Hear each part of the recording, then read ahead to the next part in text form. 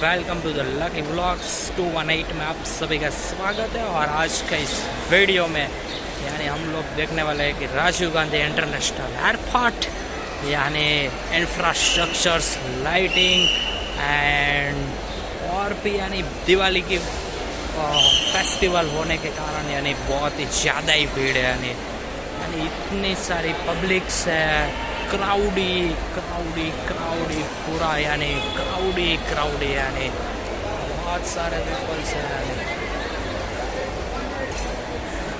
यानी पूरा एक्सपीरियंस यानी जो है वो नेक्स्ट लेवल पे है। यानी और भी यानी बहुत वेरियस टाइप्स के शॉप्स वगैरह भी अवेलेबल है और भी बहुत सारी चीज़ें हैं, but the experience and all over the things are too much good and mind blowing. यहाँ पूरे शॉप्स वगैरह इस तरह से यानी लाइटिंग्स एंड इंफ्रास्ट्रक्चर्स पूरा डेवलप किया है and it was too good. Thank you very much for watching this vlog.